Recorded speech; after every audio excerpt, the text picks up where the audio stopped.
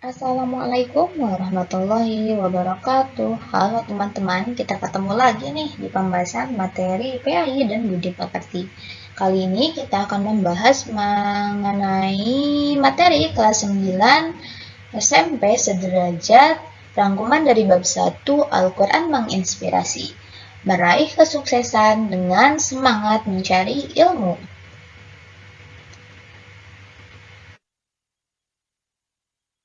Ayat Al-Quran yang akan kita bahas adalah terdapat di dalam Quran Surat Al-Mujadilah ayat 11, yang artinya, "Wahai orang-orang yang beriman, apabila dikatakan kepada kamu, berilah kelapangan di dalam majelis-majelis, lapangkanlah, niscaya Allah akan memberi kelapangan untukmu.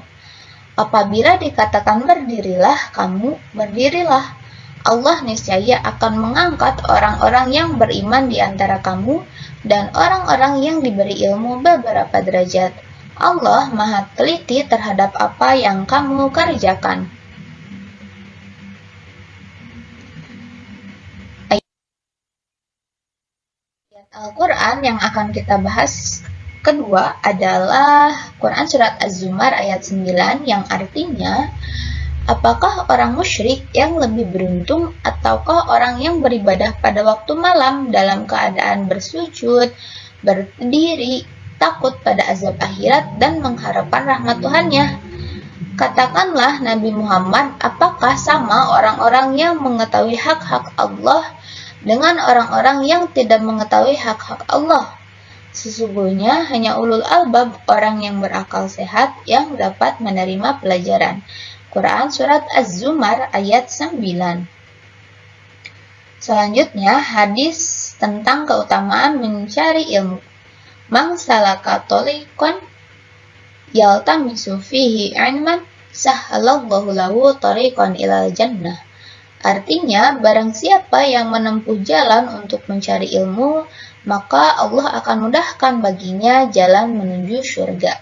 Hadis riwayat Muslim.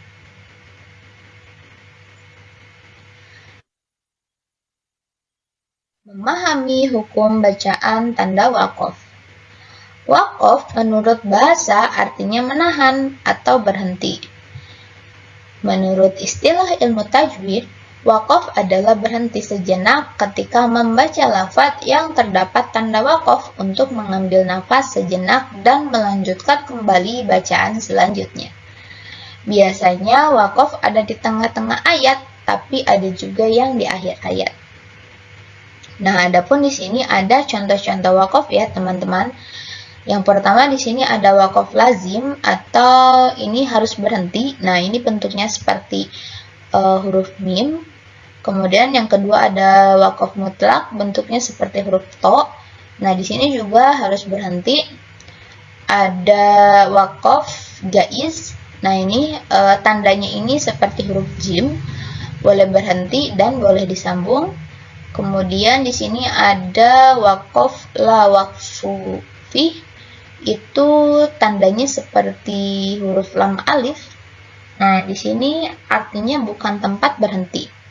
Kemudian di sini ada waqaf titik 3 di atas, ada 2 buah. Nah, ini namanya ada waqaf mu'annaqoh yang artinya berhenti pada salah satu tanda. Kemudian ada saktah yang artinya berhenti sejenak tanpa mengambil nafas.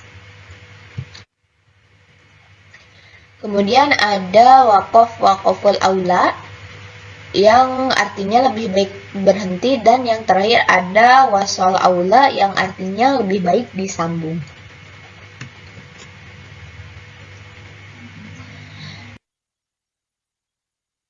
Mari memahami kandungan Quran Surat Al-Mujadilah ayat 11, Quran Surat Az-Zumar ayat 9, dan hadis Muslim tentang keutamaan orang yang mencari ilmu. Dalam Quran Surat Al-Mujadilah ayat 11, dijelaskan bahwa Allah akan memberi kelapangan bagi orang yang memberi kemudahan atau kelapangan kepada orang lain. Melalui ayat ini, Allah mendidik hamba-hambanya yang beriman untuk berbuat baik kepada sesama. Dalam Quran Surat Az-Zumar ayat 9 dijelaskan terdapat karakteristik berbeda yang digambarkan dalam ayat tersebut. Pertama, karakteristik orang-orang yang beriman konsisten dalam beribadah di waktu malam, selalu taat kepada Allah, takut berhadap siksa akhirat, dan mengharap kasih sayang dari Allah. Maka di akhirat kelak akan mendapatkan balasan pahala yang setimpal dibandingkan dengan karakteristik orang-orang kafir yang tidak konsisten dalam beragama. Kedua, Allah membandingkan antara karakteristik orang-orang yang berilmu pengetahuan dan orang-orang yang tidak berilmu pengetahuan.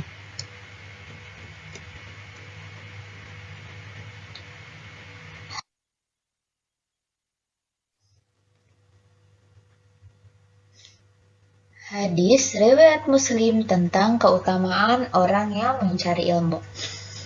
Hadis ini menjelaskan bahwa Allah telah menjanjikan akan memberikan kemudahan jalan menuju surga bagi orang yang menempuh jalan untuk mencari ilmu. Upaya meraih kesuksesan dengan semangat mencari ilmu. Terdapat banyak keutamaan ilmu yang dijelaskan dalam ayat Al-Quran dan juga hadis Nabi. Antara lain, yang pertama diangkat derajatnya, yang kedua takut kepada Allah, yang ketiga diberi kebaikan dunia akhirat, yang keempat dimudahkan jalannya ke surga, dan yang kelima memiliki pahala yang kekal. Para cendekiawan muslim banyak yang menemukan ilmu pengetahuan modern dan sangat bermanfaat untuk kehidupan manusia. Yang pertama ada Ibnu Sina yang berkontribusi besar pada bidang kedokteran dunia. Yang kedua ada Al-Khwarizmi yang berkontribusi besar pada bidang matematika, geografi, dan astronomi. Yang ketiga ada Ibnu An-Nafis yang merumuskan dasar-dasar sirkulasi jantung, paru-paru, dan kapiler pertama kali di dunia. Yang keempat ada Jabir Ibnu Hayyan, ahli pada bidang kimia, fisika, farmasi. Yang kelima ada Ibnu Khaldun, seorang sejarawan dan sosiologi Islam yang terkenal di dunia. Dan yang keenam ada Al-Zahrawi, seorang tokoh yang meletakkan dasar-dasar ilmu bedah modern.